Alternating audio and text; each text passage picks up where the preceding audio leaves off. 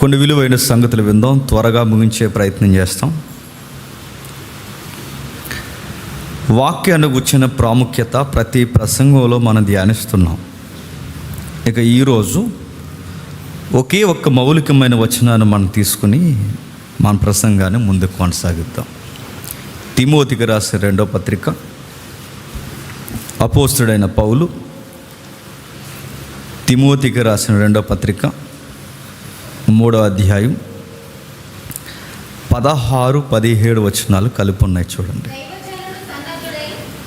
దైవజనుడు సన్నద్ధుడై ప్రతి సత్కార్యానికి పూర్ణముగా సిద్ధపడి ఉండునట్లు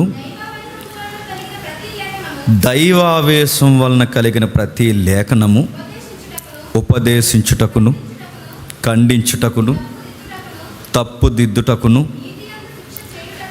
నీతి యందు శిక్షణ చేయుటకును ప్రయోజనకరమై ఉన్నది. ప్రతి ఒక్కరికి వాక్యం తెలియడం అనేది చాలా ప్రాముఖ్యమైనది. అది తెలియకే ఈరోజు సమాజం అనేకమైన గలిబిలికి గురవుతుంది. ఇందాక అన్న ప్రకటన చేసినట్టుగా నిజానికి పరిశుద్ధాత్మను గూర్చిన సిద్ధాంతం ఇక్కడ మొదలెట్టాలని అనుకున్నాను, కానీ ఇది కొత్తగా ఏర్పడిన సంఘం కనుక అంత లోతు మీకు వద్దనిపించింది నాకు. అంటే మీకు అంత బలం లేదని నా ఉద్దేశం కాదు, కానీ దాన్ని సరిగ్గా హ్యాండిల్ చేయకపోతే దాంతో చాలా తలపోటు వస్తుంది ఆ సిద్ధాంతంతో. పైగా అది 1 రోజు 2 రోజులకి తేలే వ్యవహారం కాదు. నా అంచనా ప్రకారం సుమారు ఆ సిరీస్ని మనం అలా కంటిన్యూ చేస్తే నా అంచనా ప్రకారం చెప్తున్నా ఒక 1 year ఉంటుంది. ఈరోజు పార్ట్ 1 స్టార్ట్ అయ్యింది. అలాగే ఎన్నో ఉన్నాయో. ఆ 1 yearని ఇంకా కుదిపితే ఎట్లాగైనా దగ్గర చేసి ఆ సబ్జెక్ట్ని మనం నేర్చుకోవాలని ఒక కంకణం కట్టుకుంటే టైం అంత వద్దు మనకు అనుకుంటే ఒక 6-7 నెలల్లో పూర్తి చేయొచ్చు. అంత ఉంది పరిశుద్ధాత్మను గురించి. కాబట్టి అది ప్రతి ఒక్కరు ఫాలో అవ్వండి. పరిశుద్ధాత్మను గురించి మనకు తెలియాలి. అది తెలియకే పొరపాట్లు జరుగుతున్నాయి. అందరి మైండ్లో పరిశుద్ధాత్ముడు అనగానే అందరి మైండ్లో ఉన్నది ఏంటంటే భాషలు మాట్లాడడం, స్వస్థతలు ఎక్కడితోనే ఆగిపోయారు. కానీ అది కాదు పరిశుద్ధాత్ముడు అంటే. చాలా ఉంది. ఆ విషయాలన్నీ నేర్చుకోండి. ఈరోజు పార్ట్ 1 జరిగింది, పార్ట్ 2 కూడా వచ్చే వారం ఉంటుంది, కంటిన్యూషన్ ఉంటుంది. నెక్స్ట్ ఈరోజు మనకి ఎక్కడ ఆ ప్రస్తావనలు ఏమి మనకు వద్దు, కానీ మనకు కావాల్సిన ఒక మౌలికమైన సత్యం ఉంది. దైవజనుడు ప్రతి సత్కార్యముకు పూర్ణముగా సిద్ధపడి ఉండినట్లు దైవావేశం వలన కలిగిన ప్రతి లేఖనమును ఉపదేశించుటకును, ఖండించుటకును, తప్పుదిద్దుటకును, నీతి యందు శిక్షణ చేయుటకును ప్రయోజనకరమై ఉన్నది. ఆగుతాం. బైబిల్ని ఎందుకు చదవాలి? ప్రధానముగా 4 విషయాలు చెబుతుంది అక్కడ. ఎందుకు బైబిల్ చదవాలి అంటే కొన్ని మౌలికమైన సత్యాలు మనకు నేర్పిస్తుందట. ఆ మౌలికమైన సత్యాల్లో రక్షణ జ్ఞానం కలిగిస్తుంది, విశ్వాసం ఏర్పరుస్తుంది, యేసుక్రీస్తునందు మనల్ని దృఢమైన పునాదుల మీద నిలబెడుతుంది. ఇంకా ఏమి నేర్పిస్తుంది? ఖండిస్తుందట, నెక్స్ట్ ఉపదేశిస్తుందట, ఖండిస్తుందట, తప్పుదిద్దుతుందట, నీతి యందు శిక్షణ చేస్తుందట. ఇలా ఏవైతే 4 విషయాలు జరుగుతాయో అప్పుడు మనకు వాక్యం ఏమవుద్దట? ప్రయోజనకరం అవుద్ది. ఈ మాట ధైర్యం చేసి ఒక అడుగు ముందుకేసే అంటున్నాను, ఏమనుకోకండి. వాక్యాన్ని గౌరవించడం మంచి లక్షణమే, కానీ అతిగా గౌరవించి వాక్యాన్ని ఏం చేస్తున్నారంటే ఆ వాక్యంలో బాగా వినండి, ఆ వాక్యాన్ని, బైబిల్ని ఏదో పవర్ఫుల్ పుస్తకంలాగా ఆ తలకడెట్టుకుంటున్నారు. వాక్యాన్ని గౌరవించాలి. ఈ మధ్యకాలంలో విచిత్రమైన ఆరాధన పేరుతో ఏం చేస్తున్నారంటే నిలబడుతున్నారు. అందరూ బైబిల్ని ఎక్కడ పెడుతున్నారు? కాల్ దగ్గర పెడుతున్నారు. వీళ్ళు ఆరాధన ఆరాధన ఆరాధన ఆరాధన ఆరాధన నెగిరి చెప్పండి ఆ బైబిల్ మీద అటు ఇటు జంప్ చేస్తున్నారు. దేవుడు అంటాడు, నీ ఆరాధన పట్టుకెళ్ళి డ్రైనేజీలు వేసుకో అంటాడు. ఎందుకంటే నువ్వు బైబిల్ని గౌరవించలేకపోతున్నావు. అలా అని బైబిల్ని గౌరవించమంటే మళ్ళీ ఎక్స్ట్రీమ్ ఉంది. ఎక్స్ట్రీమ్ ఏంటి తెలుసా? ఏం చదవరు కానీ చెప్పండి చాలా గౌరవించేది. గౌరవం అంటే అయ్యో కింద పెట్టకండి, అయ్యో అక్కడ పెట్టకండి, అయ్యి తుడిచేస్తుంటారు, ముద్దులు పెట్టేస్తుంటారు, నెత్తి మీద పెట్టేసుకుంటుంటారు, భుజాల మీద మోసేస్తుంటారు. ఇది కొంచెం ఎక్స్ట్రీమ్ అన్నమాట. బైబిల్ను కూడా అతి చేస్తే, బైబిల్ని అలా పూజిస్తే బైబిల్ కూడా ఏమవుతుందో తెలుసా? విగ్రహం.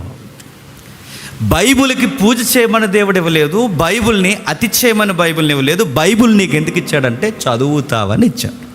అది చదవాలి. అది ఎప్పుడైతే చదువుతావో ప్రధానముగా 4 విషయాలు ఉన్నాయి. ఆ 4 విషయాలు ఎప్పుడైతే నీ జీవితంలో నెరవేరుతాయో అప్పుడు నీకు ప్రయోజనం చేకూరుతుంది. మొట్టమొదటి చూద్దాం, ఉపదేశిస్తుందట బైబిల్ చదివితే. ఈ బైబిల్ని చదవడం ప్రారంభిస్తే మొట్టమొదట మనకి ఏం చేస్తుందండి? ఉపదేశం. ఎలా ఉపదేశం? ఆల్రెడీ మేము వింటున్నాం కదండి ఉపదేశాలు అంటే. ఈ ఉపదేశాలు వేరు, బైబిల్ ఇచ్చే ఉపదేశం వేరు. ఎలా ఉపదేశిస్తుంది? బైబిల్లో మొట్టమొదటి పాయింట్ చెప్తుంది, అది చదివితే దైవావేశం వలన కలిగిన ఈ లేఖనం చదివితే అది ఉపదేశిస్తుంది. ఉదాహరణకి ఆదికాండం స్టార్ట్ చేసామనుకోండి, ఆదికాండం 1వ అధ్యాయం 1వ వచనం స్టార్ట్ చేసామనుకోండి, నీకు ఒక ఉపదేశం ఉంది అక్కడ. ఏముంది? ఆదికాండం 1వ అధ్యాయం చదివితే ఏం ఉపదేశం ఉంది? ఏం ఉపదేశం ఉందంటే, నువ్వు బతుకుతున్నా, జీవిస్తున్నా, లేదా ఈ గ్రహము, ఈ సృష్టి, ఈ గ్రహాలు, నక్షత్రాలు, పంచభూతాలు ఏవైతే ఉన్నావో అవి దేవుని వలన సృష్టింపబడ్డాయి అన్న ఉపదేశం స్టార్ట్ అవుతుంది. నెక్స్ట్, ఈ సృష్టింపబడిన ఈ సృష్టి ఎవరి కొరకు సృష్టింపబడిందని నీ క్వశ్చన్ రేజ్ అయితే అక్కడే ఆన్సర్ ఉంది, నీ కోసమే సృష్టింపబడింది. ఉపదేశం. నెక్స్ట్, ఈ సృష్టింపబడిన ఈ సృష్టి నా కోసమైతే, నా కొరకు సృష్టింపబడిన ఈ సృష్టిలో నేనేం చేయాలి? నువ్వు తన ఇమేజ్ని, దేవుని యొక్క ప్రతిబింబముగా నీవు ఈ ఎలలో, ఈ సృష్టిలో ప్రతిబింబింప చేయాలని దేవుడు నిన్ను ఈ సృష్టిలో చేసుకున్నాడు. అంటే ఏలిక. నా మాట అర్థమవుతుందా? మన ఫస్ట్ లైన్ మర్చిపోకండి. బైబిల్ ఎలా రాయబడిందట? దేవుని ఆవేశము. మూల పదాలు ఏమనంటే ఊపిరి. ఊపిరి అంటే దేవుడు ఊపిరి. వాక్యాన్నాలు ఏమన్నారంటే దేవుని ఊపిరి ప్రవక్తల హృదయాల్లో ఊది, దేవుని ఊపిరి ప్రవక్తల మధుల్లో చొప్పించి వాళ్ళని ప్రేరేపించి రాశాడు. దేవుడు ఊపిరి అంటే మరొక అర్థం ఉంది, పరిశుద్ధాత్ముడు ప్రేరణిచ్చి. అంటే ఎలా అంటే చాలామంది అనుకుంటారు ఈ మూవీస్ అవి చూసేసి అలా ట్రాన్స్లోకి వెళ్ళిపోయి అలా రాశారు అనుకుంటారు. అలా మత్తయి సువార్త అలా ఉండదు. నా కాన్షియస్ నా కంట్రోల్లోనే ఉంటుంది. బాగా వినండి, నా కాన్షియస్ నా కంట్రోల్లో ఉంటుంది, నా మనసు నా కంట్రోల్లోనే ఉంటుంది. కానీ నా విజ్ఞతను, నా సమయాన్ని, నా వరాన్ని ఇవన్నీ నేను ఉపయోగిస్తూనే నా పరిస్థితులు, నా టైం ట్రావెల్లో నేను నడుస్తూనే పరిశుద్ధాత్ముడి చేత గైడ్ చేయబడుతూ, అంటే ఆయన చేత రూల్, అంటే ఉదయం చెప్పాను నేను, ఆయన ఒక లీగల్ అడ్వైజర్ అన్నది బైబిల్లో. అంటే ఆయన ఎలా నడవాలో, ఎలా చేయాలో ఉన్న వనరులను ఉపయోగించుకుంటూ ఈ బైబిల్ని ఇలా రికార్డ్ చేయాలని ప్రేరణిచ్చే దేవుని ఊపిరే చెప్పండి పరిశుద్ధాత్ముడు. అంతేగాని పరిశుద్ధాత్ముడు అరటిపళ్ళుల్లో ఉండడు. పీసీఓడి పోనుగాక అట్టుపండు తిను అన్నారు. అంటే ఎంత కల్ట్ ఉపదేశాలండి అవి. 7 సార్లు కొరకు యాపిల్ నీకు పిల్లలు పుట్టకపోతే మళ్ళీ వచ్చాడు అన్నాడు. 7 కాదు, 7 14 సార్లు కొరికినా పుట్టరు. ఫలము బాగా వినండి. ఇది చూడండి ఎంత జీరో నాలెడ్జ్ చూడండి. బైబిల్ బోధిస్తున్నారు కొంతమందికి. బైబిల్లో గర్భఫలాలని ఎలాంటి ఎక్స్ప్రెషన్ ఇచ్చిందంటే గర్భఫలము. ఫలము అనే ఎక్స్ప్రెషన్ ఉంది కనుక ఏ ఫలం తెచ్చారంటే అండి చెప్పండి? అరటి ఫలము చెప్పండి, యాపిల్ ఫలము చెప్పండి. అంటే ఫలము అంటే ఇంకా ఫలమేనా? అరే ఎక్స్ప్రెషన్ కూడా తెలీదా? ఒక ఎక్స్ప్రెషన్ తెలియనోడు, వాక్యాన్ని సరిగ్గా వివరించడం రానోడు పరిశుద్ధాత్మ కార్యాలు చేస్తున్నాడంటే ఈ గుడ్డి ప్రపంచం ఎలా నమ్ముతుంది? ఒక పొయిటిక్ లాంగ్వేజ్ తెలియట్లేదు నీకు, ఒక పద్య భాగం తెలియట్లేదు నీకు, ఒక కావ్య వ్యక్తీకరణ తెలియట్లేదు నీకు. గర్భఫలం అన్నాడంటే ఫలం అంటే ఇక ఫలం అంటావా? అరే ఈ విషయాలు కూడా ఎందుకు తెలియట్లేదంటే ఇదిగో ఈ సెన్స్ మిస్ అవుతున్నారు. పరిశుద్ధాత్ముడి చేత నడిపింపబడం అనగానే ఒక ట్రాన్స్లోకి, ఒక తన్మయత్రంలోకి వెళ్ళిపోవడం అనుకుంటున్నారు. కాదు, ఉపదేశించేలా కొన్ని వచనాలు రాశారు, ఒక బైబిల్ని ఇచ్చారు, దానిలో దేవుని ప్రేరణ పెట్టారు. డైరెక్ట్ క్వశ్చన్ అడిగితే ఇక్కడ రాయబడిన మాటకి అర్థం ఏంటంటే లేఖనాల్లో ఒక పవర్ ఉంది. పవర్ అంటే కరెంట్ షాక్ కొట్టదు. దాన్ని సరిగ్గా నీ లైఫ్కి అప్లై చేసుకుంటే పవర్ని అనుభవించడం చూస్తావు.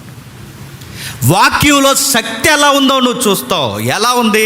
మొట్టమొదటి లైన్ చెప్తుంది, వాక్యము మొట్టమొదటిగా ఉపదేశిస్తుంది. ఇది దైవ ఆవేశం వలన వ్యక్తులు ప్రేరేపింపబడి 100 సంవత్సరాలు హతసాక్షులు అవుతూ, తమరబడుతూ, ఖడ్గము చేత నరకబడుతూ, దారుణాతి దారుణంగా బలి చేయబడుతూ, వధకు గురవుతూ, దూరం చేయబడుతూ, వెలివేయబడుతూ, ఎంత పరిస్థితులు గుండా నలిగిపోతున్నా రాయడం మాత్రం ఆపలేదు. ఎందుకంటే ఆత్మ ప్రేరణ వాళ్ళని అలా రేపేసింది. ఆ ఆత్మ ప్రేరణ వాళ్ళని రేపింది కనుక అలాంటి ప్రేరేపింపబడిన వారి గ్రంథం రాస్తే అందులో లైన్స్ ఉన్నాయట. ఈ వాక్యం నేను చదువుతున్నా, డైలీ బైబిల్ చదువుతున్నాను, నాకు ఎప్పుడు ఇది ప్రయోజనకరం అవుద్ది? ఫస్ట్ లైన్ అది నీకు ఒక మెసేజ్ ఇస్తుంది. ఏం మెసేజ్ ఇస్తుంది? ఒరే సృష్టి ఎందుకు పుట్టిందంటే అక్కడికి పోయి ఫోటో దిగి దేవుడు నదులను ఎంత బాగా చేశాడని నది మీద వంకెట్టి నీ స్టైల్ ఎత్తావని కాదు, అక్కడ నది ఎట్టింది. అంటే ఈ మధ్య ఒక ట్రెండ్ స్టార్ట్ అయిందిలేండి, నది మనకు నదినే చూపిస్తున్నట్టు ఫీలింగు. నా మాట అర్థమవుతుందా? ఎవరో ఏంటని అడగండి, ఈ ఫాలో అయ్యే వాళ్ళకి అర్థమవుతుందిలేండి. నది దగ్గరికి వెళ్తారు, నది దగ్గర కూర్చుంటారా, నది దగ్గర నిలబడి ఇప్పుడే వీళ్ళని చూపించడానికి ఇప్పుడు వీళ్ళ సోకు, వీళ్ళ సరదాలు మనం చూడాలి. ఆ సోకులు డైరెక్ట్ చూపిస్తే మనం ఛీ అంటామని ఇలా నది వైపు చూడండి దేవుడు నదులను ఎంత బాగా చేశాడు. దేవుడు నదులను చేసినందుకు దేవుడిని మనం స్తుతిద్దాం, చిన్న కీర్తన పాడుకుందామా అంటారు. మనం ఏమనుకుంటామంటే అరే ఎంత ఎంత ఎంత మంచి రీల్ చేశారండి అంటాము. కొండల్లోకి వెళ్తారు, కొండలను తిరుగుతున్నావేట్రా అంటామని చెప్పండి. దేవుడు చూడండి కొండల్ని ఎంత బాగా చేసాడు అంట. మేఘాల దగ్గరికి వెళ్తారు, మేఘాల మీద తిరుగుతున్నారు, మేఘాలను చూడండి దేవుడు ఎంత. అంటే ప్రతిదీ ఏంటో తెలుసా? నువ్వు ఫోటో తీసి రీల్ చేసి కామెంట్లు పెట్టేస్తావని కాదు అయ్యా. యూనివర్స్ ఎందుకుందంటే నీ కోసం ఉంది. సృష్టి ఎందుకుందంటే నీ కోసం ఉంది. సృష్టి నా కోసం ఉంది. సృష్టి నా కోసం ఉంటే సృష్టిలో నేను ఎవరి కోసం ఉన్నాను? నాకు ఒక మెసేజ్ ఉంది. నేను దేవుని కొరకు, అంటే దేవునికి ప్రతిబింబం, ఆయన స్వరూపం. దాన్ని ఏమంటారంటే ఎగ్జాక్ట్ ఎక్స్ప్రెషన్ ఇమేజ్ అంటారు. అంటే ఆయనకి ప్రతిబింబంగా ఉన్నాను, దేవుని స్వరూపంలో నేను చేయబడ్డాను. దేవుని స్వరూపంలో నేను చేయబడిన నేను ఎవరిని రిప్రజెంట్ చేయాలండి? ఎవరిని నేను కనుపరుస్తూ ఉండాలి సృష్టిలో? దేవుణ్ణి. కానీ ప్రతిబింబం ఏమైంది? మిస్ అయింది. దాన్నే సిన్ అన్నారు. గ్రీకులో, ఎబ్రూలో దానికి ఒక అర్థం ఇచ్చారు, మిస్సింగ్ ద మార్క్. దాన్ని ఏమంటారంటే అమర్త్య అంటారు. అమర్త్య అంటే టార్గెట్ మిస్ అయిపోయాం. ఏం మిస్ అయిపోయాం? ఇమేజ్ మిస్ అయిపోయాం. ఏ ఇమేజ్ మిస్ అయిపోయాం చెప్పండి? దేవుడిచ్చే ఆ ప్రతిబింబం ఏదైతే ఉందో ఆయన స్వరూపాన్ని మిస్ అయిపోయాం. ఆయన స్వరూపాన్ని ఎప్పుడైతే మనం మిస్ అయిపోయామో మనం పాడయ్యేసరికి మనతో పాటు కూడా ఏది పాడైపోయింది? నా మాట అర్థమవుతుంది? ఇది మొదటి 3 అధ్యాయాల్లోనే మనకు ఉపదేశం ఇది. మనం పాడైపోయేసరికి ఆదికాండం మొదటి 3 అధ్యాయాలు మనకేం ఉపదేశం చెప్తుంది? నువ్వు పాడైపోతే నీకు ఇవ్వబడిన ప్రకృతి కూడా ఏమైంది? పాడైంది. నెక్స్ట్, ఇప్పుడు నేను పాడైపోయాను, ప్రకృతి కూడా డిస్టర్బెన్స్ అయిపోయింది. ఇప్పుడు మరలా నేను బాగుపడాలి అంటే ఎట్లా అనడానికి మళ్ళీ నీకు ఒక మెసేజ్ ఎండింగ్ లైన్ ఏం చెప్తుందంటే మళ్ళీ యోహాను సువార్తలో చెబుతుంది. యోహాను సువార్త ఏం చెప్తుంది? ఒకడు క్రొత్తగా చెప్పండి జన్మించాలి. అక్కడ జన్మించిన నీవు పాడయ్యావు, పాడైన నీవు మళ్ళీ జన్మించాలి అంటే ఎక్కడ జన్మించాలి? క్రీస్తునందు ఒకడు నూతనముగా జన్మించాలి. ఇది ఉపదేశం. నా మాట అర్థమవుతుందా? ఇలా బైబిల్ చదివితే బైబిల్ ఫస్ట్ లైన్ నుంచి, అంటే ఆదికాండం నుంచి ప్రకటన గ్రంథం వరకు ఏ లైన్ నడుస్తుంది అంటే చేయబడిన సృష్టి. దేవుడు భూమి ఆకాశములను సృజించాను. దేవుడు భూమి ఆకాశంలో సృజించిన తర్వాత దేవుడు 6వ దినమున మనిషిని చేసి ఏదోను తోటలో పెట్టాను. భూమి ఆకాశం సృష్టించి 6వ దినమున మనిషిని చేసి ఏదైనా తోటలో పెడితే తోటని, తోట చుట్టూ ఉన్న ప్రకృతిని పాడు చేశాడు. తెలుగులో సామెత ఉంది, వనమంతా చెడగొట్టారు, మొత్తం పాడు చేస్తారు. పాడు చేసిన వీళ్ళని మళ్ళీ బాగు చేయాలి అంటే ఒక లాంగ్ బిగ్గెస్ట్ ప్రాజెక్ట్. మెస్సయ్య ఇలలోనికి మళ్ళీ రావాలి. పోయిన స్వరూపం ఏదైతే ఉందో మళ్ళీ ఆ స్వరూపాన్ని మన మీద కప్పాలి అంటే ఎవరు రావాలి చెప్పండి? యేసుక్రీస్తు రావాలి. ఇది బైబిల్ థీమ్. ఈ లేఖనం చదివితే, ఈ బైబిల్ చదివితే నాకు ఫస్ట్ మెసేజ్ ఏమర్థమవుతుందంటే, నేను దేవుని చేత సృష్టింపబడ్డాను, సృష్టి నా కోసం సృష్టింపబడింది.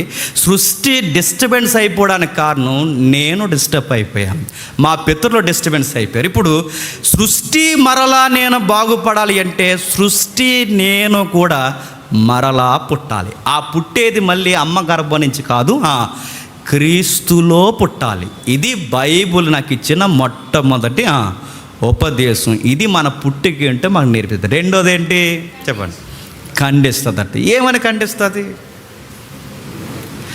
నీకు రైట్ అనిపించే నీ కాన్షియస్కి, నీ లాజిక్కి సరిపోయే విషయాల్ని కూడా బైబుల్ ఖండిస్తుంది.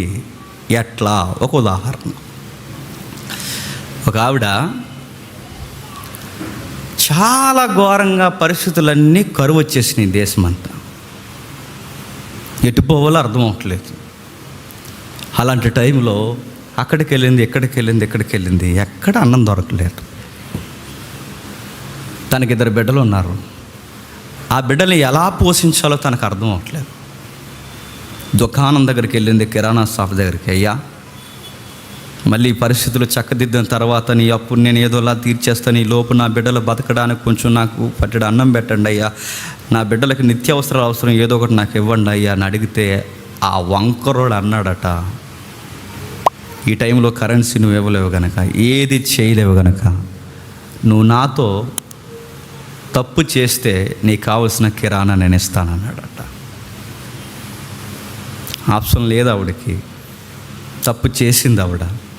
తప్పు చేసిన తర్వాత వాడు ఇచ్చిన సరుకులు తెచ్చి పిల్లలకు వంట చేసి ఆ చిన్న పిల్లలకి భోజనం పెట్టింది. ఇప్పుడు అడుగుతున్నాను, ఇది రైటా రాంగా చెప్పండి? రాంగ్ అని ఎలా అంటారు? ఇంకా రాంగ్ అనేలా అనేస్తారా? ఇది తప్పా రైటా? నైతికంగా లేదా ఈ లోకపరమైన నైతికతను బట్టి ఏమంటారు? మరి ఏం చేస్తామంటే చుట్టూ ఆకలితో బిడ్డలను చంపుకుంటుందా? దేవుడు అర్థం చేసుకుంటాడు, తప్పేముందండి. ఆ తల్లికి వేరొక ఆప్షన్ లేదు కనుక ఇక అర్థం చేసుకుంటాడు దేవుడు. అర్థం చేసుకుని ఇక దేవుడు ఎందుకు తప్పు పెడతాడు అని మన లాజిక్ పనిచేస్తుంటుంది అక్కడ. నెక్స్ట్ ఇంకా వేరొక అవకాశం తనకు లేదు కనుక, తనకు తప్పు చేయాలని ఉద్దేశం లేదు కనుక, ఎవడో పనికి మాలినాడు తనను ప్రేరేపించాడు కనుక తప్పక మనసు ఒప్పక ఆ పిల్లల్ని ఆకలితో చంపుకోలేక ఆ కిరాణా వలన తాను తప్పు చేసింది కనుక తప్పు చేసింది. కానీ అసలు అది ఆకలి వలన జరిగిన తప్పే కానీ తన ఉద్దేశపూర్వకంగా చేసిన తప్పు కాదు కనుక దేవుడు తనని ఏమీ ఆనాడు అన్న జడ్జిమెంట్ మనం ఇస్తామో ఇవ్వమా చెప్పండి? ఇస్తాం. పెరట్లోకి వెళ్ళి దొంగతనం ఎందుకు చేసావరా అని అడిగారట. ఆకలేసిందయ్యా అన్నాడు. తప్పు లేదురా, తప్పు నీది కాదు చెప్పండి, ఆకలిరా అన్నాడట. వదిలేయండి రా అన్ని అన్నాడు. ఎవడో తెలిసి ఈ దిక్కుమాల తీర్పులన్నీ ఎవడో తెలుసు మీకు. అది కాదయ్యా, నేను ఎందుకు చేయాల్సి వచ్చినది, పిల్లలు మలమల మాడిపోతున్నారయ్యా, ఏం చేయాలి నాకు అర్థం అవ్వట్లేదయ్యా, దొంగతనం చేయాల్సి వచ్చింది, వేరే దిక్కు లేదయ్యా, నాకు చేయాలని ఉద్దేశం లేదయ్యా, పని లేదయ్యా, నాకు ఎవరు పని ఇస్తలేదయ్యా, దానివల్ల నేను కొంచెం ఈ ఆరేసిన చీర అట్టిపోయినాయి, ఏమనకండి అయ్యా, తప్పు లేదురా బొడుద్ది అయిపో ఇక్కడి నుంచి, మళ్ళీ ఇంకెప్పుడు ఏ చీరలో దొంగతనం చేయకు అని జడ్జిమెంట్లు ఇస్తారు. నేను అడుగుతున్నాను, ఇది లోకానికి నచ్చుద్దండి, ఇది లోకానికి తప్పు కాదు. ఎవడ వెళ్ళాడట యాడ్స్ మీరు చూస్తున్నారు, కొరియన్ యాడ్స్ చాలామంది షేర్ చేస్తారు. కొరియన్ యాడ్స్, ఆ కొరియన్ యాడ్స్ మీరు చూస్తున్నారు లేదు, ఎవరో బేకరీ దగ్గర కుర్రాడు నిలబడతాడు, చూస్తాడు, ఎవ్వరు పెట్టరు. ఆ కుర్రాడు వాండ్రు అలా తిరిగి లోపలికి వెళ్ళి పని చేసుకుంటున్న టైంలో ఒక బంద్ తెచ్చుకుని తీసుకుని తినేస్తాడు. ఏంట్రా నన్ను ఇలా లాక్కొట్టే సమయానికి ఆడు చెప్తాడు, కొన్ని వారాల నుంచి నాకు భోజనం లేదు అనగానే మళ్ళీ ఆ యజమాని హక్ చేసుకుని ఇంకో 2 బనలు పట్టుకెళ్ళు అన్నాడంట. ఇవన్నీ బాగుంటాయండి సొసైటీలో స్టోరీలు, ఇవన్నీ చెల్లుతాయండి సొసైటీలో. కానీ నువ్వు ఎన్ని కథలు చెప్పినా, ఎన్ని విషయాలు చెప్పినా, ఇదే లాజిక్ని, ఇదే విషయాన్ని, ఇదే సెంటిమెంట్ని, ఇదే ఎమోషనల్ థీమ్ లైన్ని బైబిల్ దగ్గర తెస్తే ఏమంటారు? ఖండిస్తాది. నీకు ఆకలేస్తే పాపం చేస్తావా అని అడుగుతుంది బైబిల్. నీలాగే భర్తను పోగొట్టుకుని రోడ్డు మీదకి వచ్చి విలవిల్లాడుతూ నిలబడి ఇద్దరు పిల్లల చేత ఒక తల్లి గగ్గాలు పెడుతూ వస్తూ అయ్యా ఇక ఏం చెయ్యాలి నాకు అర్థం కావట్లేదు. ఈ లోపల అప్పులోడు వచ్చి అప్పులోడు తలుపు కొట్టి, నీ భర్త బతుకున్నప్పుడు అప్పులు చేసాడు, నువ్వు ఎలాగూ తీర్చలేవు కనుక, నీ వల్ల అవదు కనుక నీ ఇద్దరు కొడుకులు నాకు ఊడిగించేయడానికి తీసుకెళ్ళిపోతున్నాను అన్నప్పుడు, అయ్యా అలాగేం కాదు, ఇంకా వాళ్ళిద్దరిని వదిలేయండి, నేనే వచ్చేస్తాను అందా. వెయిట్, ఈ విషయాన్ని దేవుని దగ్గర పెడతానండి. దొరికిన అవకాశాన్ని ఎక్కడ పడితే అక్కడ విచ్చలవిడి విషయాన్ని ఉపయోగించుకుని డబ్బులు సంపాదించి అప్పులు తీర్చే కహానీ స్టోరీ లేదు అక్కడ. తప్పెందుకు చేసావు అని అడిగితే, ఈ మాట ఎవరైనా చూస్తే అనుకోండి, ఈ హైవే రోడ్లో చాలామంది కనబడతారు. మిడ్ నైట్ దాటితే ఎందుకు చేస్తున్నావు తప్పని చాలామంది నైట్ బీట్ వాళ్ళు అడిగితే వాళ్ళు చెప్పే లాజిక్ ఆన్సర్ ఏంటో తెలుసా? ఏం చేస్తామయ్యా చెప్పండి. పొట్టకుడు అడుక్కు తిను, పొట్టకూసు కోసం అయితే, పొట్టకూడు కోసం అయితే అడుక్కు తిను, ఒళ్ళెందుకు అమ్ముతున్నావు? బైబిల్ చెప్పింది ఏమని తెలుసా? కూటు కొరకు నీతి తప్పొద్దు, నీతి కొరకు అవసరమైతే ఆకలితో చచ్చిపో, అంతే. నీతి కొరకు ఆకలితో చనిపో. నీతి తప్పి ఆకలి తీర్చుకుంటానంటే ఎవడు? ఈ లోకం నిన్ను సపోర్ట్ చేయొచ్చేమో, ఈ వక్తలు నిన్ను సపోర్ట్ చేయొచ్చేమో, ఈ లోకపు ఉపదేశాలు నిన్ను ఏమనకపోవచ్చేమో. కానీ నా గ్రంథం చెప్తుంది, నీలాగా శ్రమలో, నీలాగా అప్పుల్లో, నీలాగా అన్నం దొరకని పరిస్థితుల్లో, గొడ్డ పరిస్థితుల్లో నిలబడిన ఒక తల్లి ఎలీసా దగ్గరకు వచ్చి మొరపెట్టుకుంటే, నేను అప్పు తీర్చాను, నేను తప్పు చేయని ఆ తల్లి నా దగ్గరకు వచ్చి మొరపెట్టుకున్న అప్పు తీర్చా. ఆలస్యం అవ్వచ్చుగాక, టైం పట్టొచ్చుగాక, కానీ నీకు సహాయం చేయ యెహోవాను నేనున్నానని నువ్వెందుకు మర్చిపోయావని బైబిల్ ఏం చేస్తా చెప్పండి? ఖండిస్తుంది. రెండవది మరొక విషయం చెప్తారు చాలామంది. ఏంటో తెలుసా? మరి ఆప్షన్ లేనప్పుడు ఏం చేస్తారంటే, నీకు నాకు గడ్డి ఎట్టడానికి, నీకు నాకు గోమ మీద కొట్టడానికి, నీకు నాకు నీ లాజిక్లు అన్నీ పట్టుకెళ్ళి తొంగలో దొక్కడానికి ఒక యంగ్ లేడీ ఉంది అక్కడ. వయసులో ఉండగా తన భర్త చనిపోయాడు. వయసులో ఉండగా భర్త చనిపోయాడు, మరిది చనిపోయాడు, భర్త చనిపోయాడు, మామ చనిపోయాడు. దిక్కు మొక్కు లేదు. ఆ ఏరియాని కరువు తాకేసింది. ఎటు పోవాలో అర్థం అవ్వట్లేదు, ఎక్కడికి పోలేరు. అప్పటి వరకు బాగున్న కుటుంబం ఒకేసారి సతికిలు పడింది, ఎటు పరిగెట్టాలి తెలియదు. అలాంటి టైంలో ఒక యంగ్ లేడీ ఆనెస్ట్గా నిలబడిపోయింది. ఆమె పేరు రూతు. ఆమెను కూర్చుని స్టేట్మెంట్ చూడండి ఒకసారి బైబిల్లో. రూతు గ్రంథం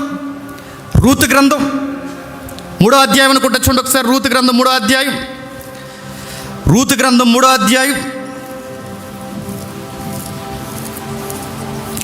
ఎంత విలువైన సంగతులు మనకు బైబిల్ ఎక్కడికక్కడ ఎలా ఖండిస్తుందో చూడండి. 3వ అధ్యాయం 9వ వచనం నుంచి, అతడు నీవెవరు అని అడుగగా ఆమె, నేను రూతుని నీ దాసురాలుని.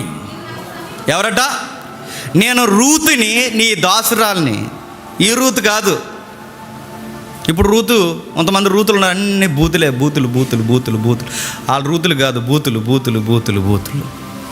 శారమ్మని పేరెట్టుకుంటారు. శారమ్మ పచ్చి అబద్ధాలు, పచ్చి మాటలు, అన్ని దొంగ మాటలు. ఈ రూతులు ఈ శారమ్మలు కాదండి. ఈ రూతు వేరు. ఈ రూతు ఏం మాట్లాడుతుందో చూడండి. నీవెవరివి? నేను రూతుని నీ దాసురాలిని. నీవు నాకు సమీప బంధువుడు కనుక నీ దాసురాలి మీద నీవు కొంగె కప్పమనగా అతడు, నా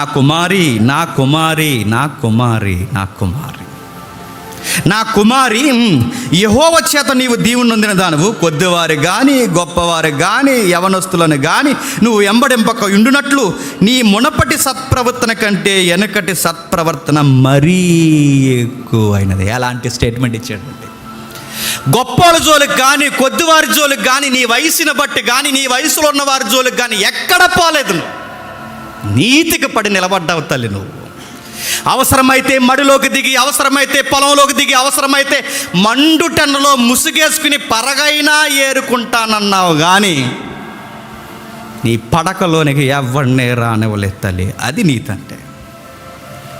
పరగేరుకున్నాం. అటొచ్చారు యవనస్తులు, ఇటొచ్చారు యవనస్తులు, కూలి పని చేస్తున్న యవనస్తులు అందరినీ కనుసైగలు చేశారు. కానీ ఒక్కరోజు కూడా నువ్వు కన్నెత్తి నీ తోటి యవనస్తులను చూడలేదు. నీ నీతి నాకు తెలుసమ్మా, నీ సత్ప్రవర్తన నాకు తెలుసు. ముందు నువ్వు దేవుడు తెలియక ముందు ఎలా ఉన్నావో గతం, మీ మోయాబీల అమోనీల పరిస్థితి మాకు తెలుసు. మా ఇంటి కోడలు ఇశ్రాయేలు కోడలు అయిన తర్వాత ఇప్పుడు నీ పరిస్థితి ఎలా ఉందో మాకు తెలుసు. గతం నేను అడగట్లేదు, కానీ వర్తమానం దేవుణ్ణి ఎరిగిన తర్వాత నీ ప్రవర్తన అదిరిపోయిందమ్మా. ఎంత నీతి కలిగిన దానివో, ఎంత యథార్థమైన దానివో, ఎంత చక్కగా ఉన్నావో నా కుమారి. నువ్వు కొద్దివారిని కానీ గొప్పవారిని కానీ యవనస్తులను కానీ ఎంబడింపక నీ దగ్గర ఇలాంటి స్టోరీస్కి అసలు అవకాశం, స్పేస్ లేదు. ఈ మాట ఎలాగంటే జేమ్స్ ఎక్కువ లేడీస్ని అంటాడు, ఇదో గొడవ. టెక్స్ట్ అదే, మరి ఏం చేస్తావు?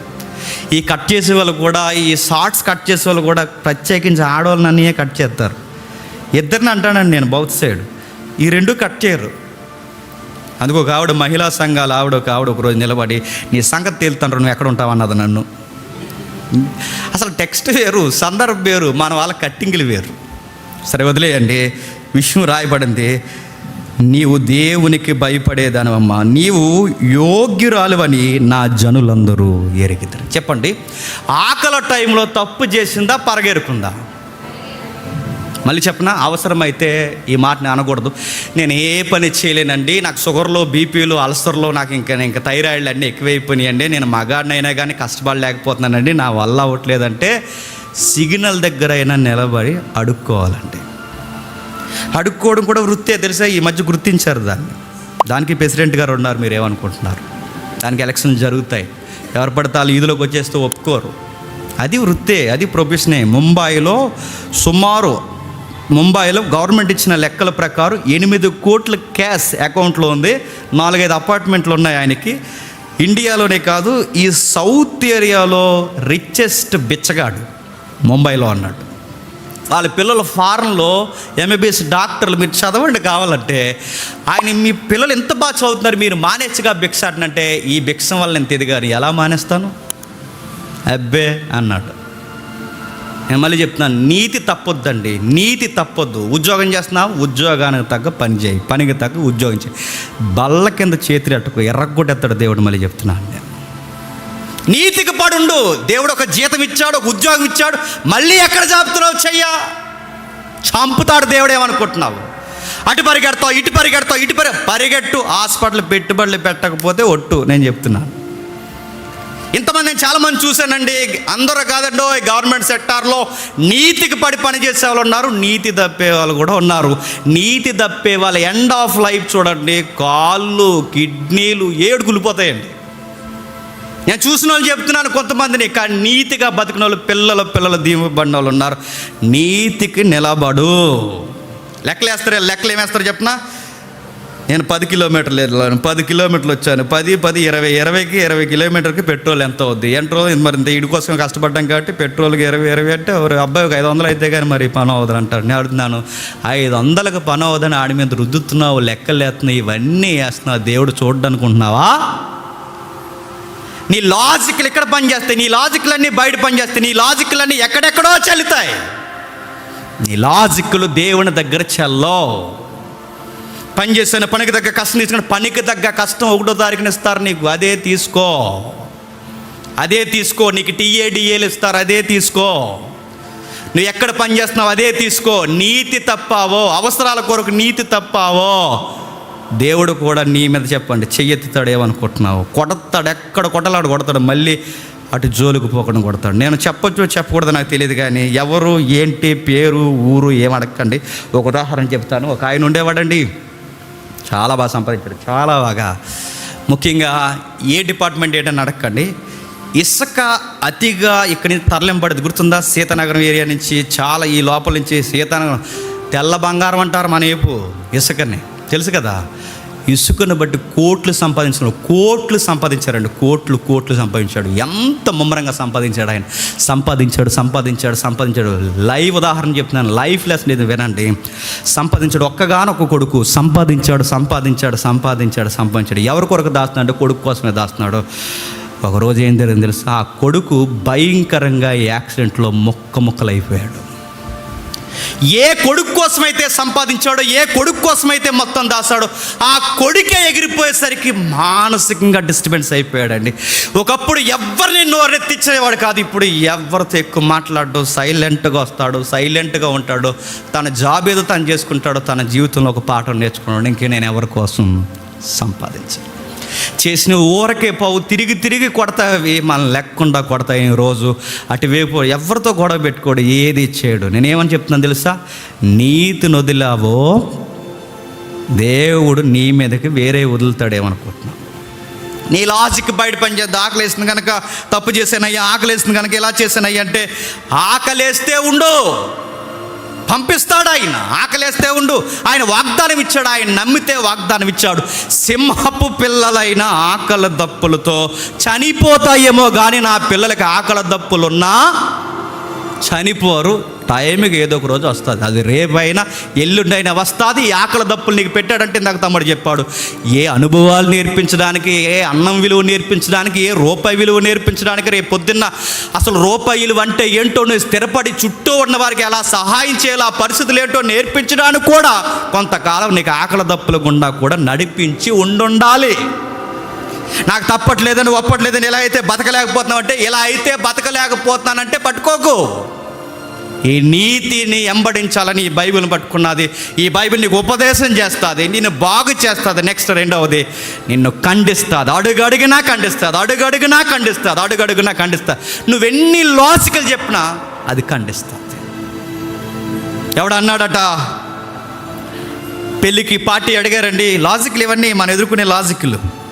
నేనైతే పార్టీకి వెళ్ళలేదు, కానీ మరి పెళ్ళికి పార్టీ అడుగుతున్నారు. మరి ఏం చేయాలండి? పెళ్ళికి పార్టీ ఇవ్వాలక, మరి ఇవ్వకపోతే గోలంటేస్తారు నా సమకాలీన ఉద్యోగస్తులు అందరూ. అందుకే నేను వెళ్ళలేదు. కానీ నేను ఏం చేశానంటే, నేను రాను కానీ డబ్బులు ఇచ్చేస్తాను రా అన్నాడంట.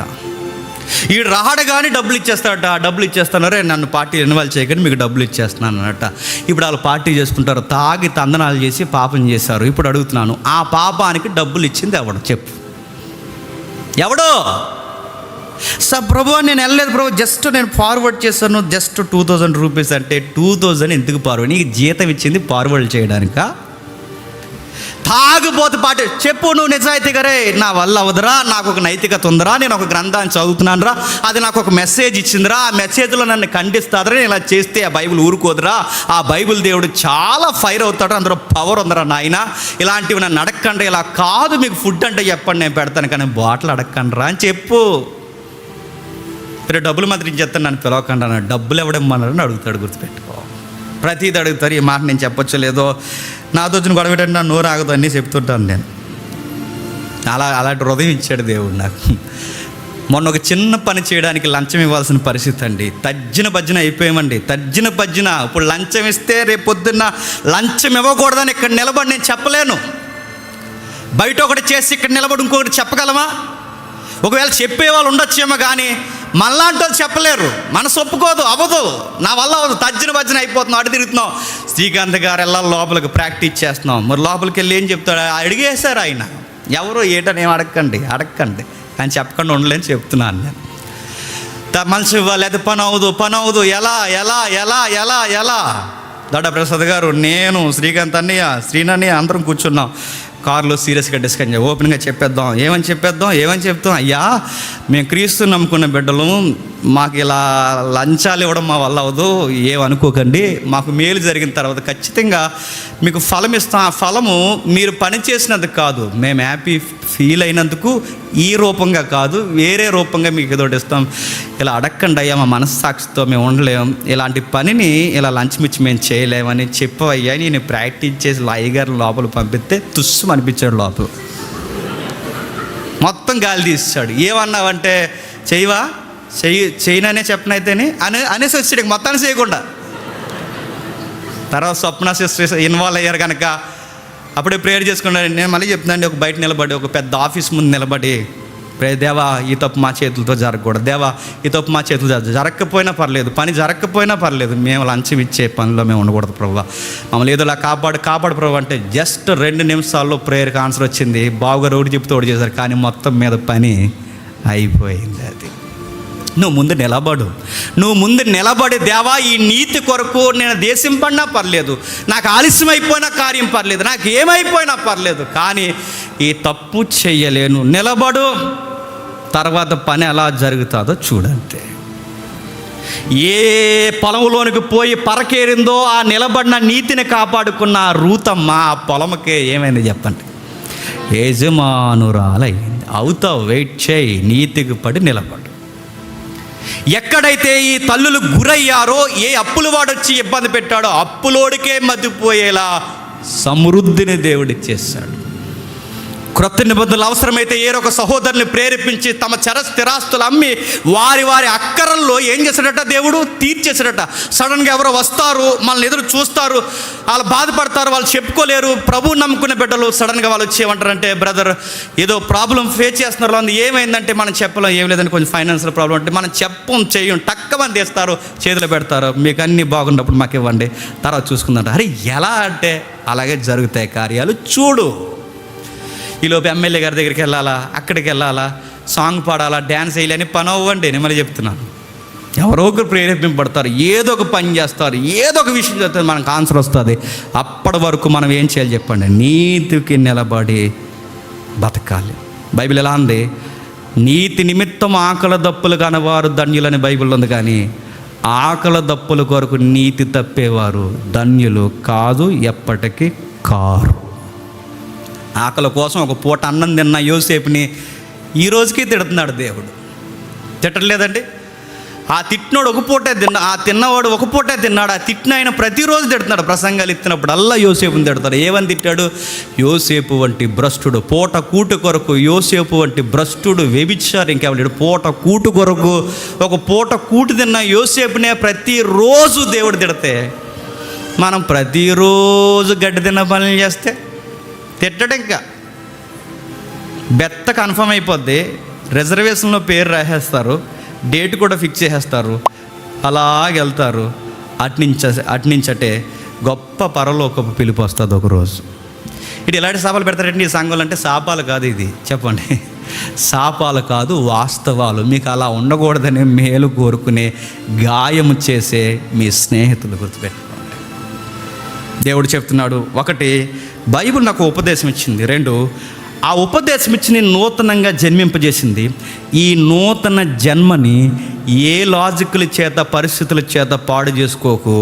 అలా పాడు చేసుకుని లాజిక్లు తెస్తే ఆ లాజిక్ను కూడా బైబిల్ ఏం చేస్తుంది?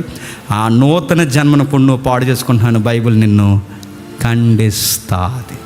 మూడవది ఏం చేస్తట? తప్పుదిద్దుతుంది. మానవులు తప్పులు చేస్తాం. ఆ తప్పులు జరిగినప్పుడు దేవుడు వదిలేడు, ద్వేషించాడు. ఇందాక తమ్ముడు చెప్పాడు, రక్షణ తీసిపాడాడు. రోజు రోజు పరిశుద్ధాత్మ ప్రేరణతో వాక్యం అనే ఉదక స్నానం చేత మనల్ని ఉతికి ఉతికి ఉతికి మనల్ని ఏం చేస్తాడు చెప్పండి?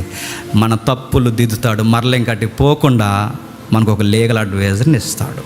దీన్ని బట్టి ఇక నడిచెళ్ళిపో. ఆ నష్టం కష్టం విలువ దావీదు చూసావుగా, దావీదుకి అర్థమైంది. దావీదు ఆ నష్టం కష్టం విలువ చూసావుగా, మళ్ళీ అటు జోలికి పోకు. వయసు అయిపోయింది, మూలుగుతున్నాడు. సింహాసనం కొరకు చాలామంది బయట కొట్టుకుంటున్నారు. తన కౌగిట్లోనికి 12 సంవత్సరాలు 14 సంవత్సరాల వయసు ఉన్న ఆ అమ్మాయిని తీసుకొచ్చి నిద్రపుచ్చిన, అక్కడ బైబిల్లో రాయబడింది, ఆ తప్పు దిద్దబడిన నేను మళ్ళీ ఆ అమ్మాయిని ఆ విధముగా నేను చూడను, ఎట్ట కోసం తప్ప ఇంకెక్కడ ఆ అమ్మాయిని తప్పుడు ఉద్దేశంతో ఆ పని చేయలేదట. దావీదుని దిద్దేశాడండి. ఎంత దిద్దేయాలో అంత దిద్దేశాడు, ఎంత దిద్దేయాలో అంత దిద్దేశాడు. బైబిల్ మనకు కూడా దిద్దుతుంది, సరి చేస్తుంది.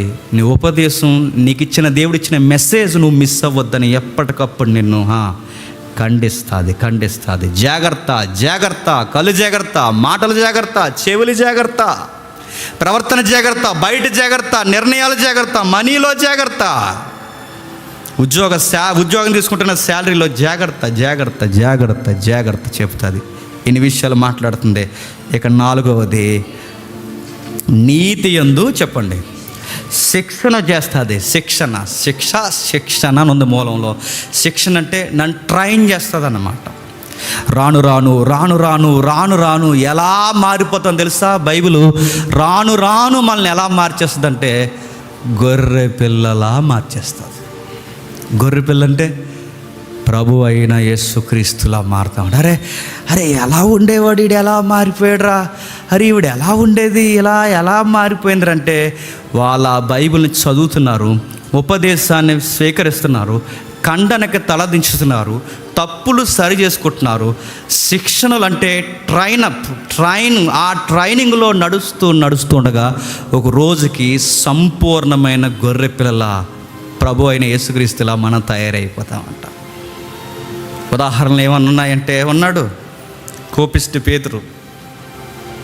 ఎవడన్నా ఏమన్నా ఇంకా ఆడు ఏం చెబుతున్నాడో పూర్తిగా వినకుండానే చెప్పండి కొడేస్తాడట.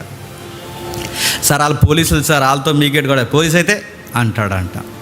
పోలీసు సేవ నరికేసాడు కదండి. ఎవరండి పోలీసు సేవ నరికేసాడంటే ఈ మనిషికి ఎంత కోపం చూడండి. కోపం వస్తే పోలీసు కలెక్టర్ ఐఏఎస్లు ఐపీఎస్లకి ఏం చూడడం చెప్పండి. అంత కోపిష్టి ఎవరు చెప్పండి? పేతురు గారు. ఎవరన్నా ఏదనంటే దుడుకు స్వభావం, కోపంతో రగిసిపోతాడు. ప్రభువునే గైడ్ చేస్తున్నాడు. నేనుండగా నిన్ను టచ్ చేసేవాడు ఎవరు లేడు ప్రభు, మై హోనా అన్నాడు. అంత డైలాగులు కొట్టిన పేతురు గారు కోపిష్టి, త్వరగా అబద్ధం ఆడతాడు, సంచలన మనసులో కలిగిన వాడు, ఎరుగునంటాడు, బొంకేస్తాడు. ఒకసారి 2 సార్లు కాదు 3 సార్లు ధైర్యంగా అబద్ధం చెప్పేస్తాడు. అలాంటి పేతురు ఒకరోజు ఎంత బాగా మారిపోయాడు తెలుసా?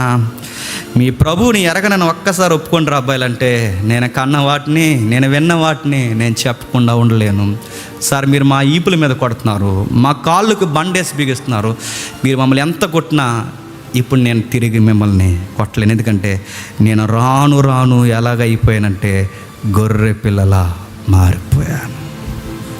రాను నేను ఎలా అయిపోయాను? గొర్రె పిల్లలా మారిపోయాను. ఇప్పుడు నేను కొట్టలేను సార్. నా ఎర్లీ స్టేజ్లో నా ప్రారంభపు ఆత్మీయ జీవితంలో ఆ తోటలో ఆ వ్యక్తి చెవి నరికాను. ఇప్పుడు మీరు వచ్చి నా ఏళ్ళు నరికినా, నా శరీరాన్ని నరికినా నేను మిమ్మల్ని ఏమి అనలేను. ఎందుకంటే ఈ వాక్యము నన్ను గొర్రె పిల్లలా మార్చేస్తుంది. పౌలు ఉన్నాడు, ఆయన ఎంత కోపిస్టో. కొంచెం ఆయనకి అదో లక్షణాలు ఉన్నాయండి పౌలు గారికి, అదే సౌలు గారికి.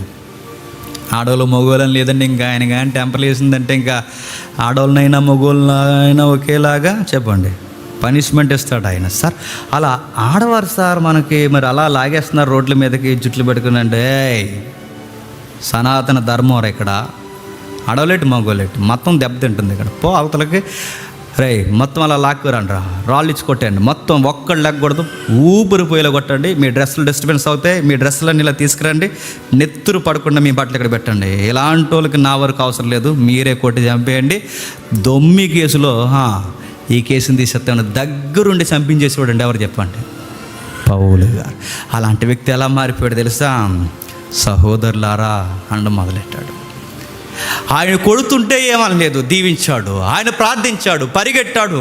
అరే ఈ మేడల మించి దిగిపోయి చీకట్లో పరిగెట్టాడు తప్ప నన్నే ఆవిడ కొట్టేదని తిరగబడలేకపోయాడు. మారిపోయాడు.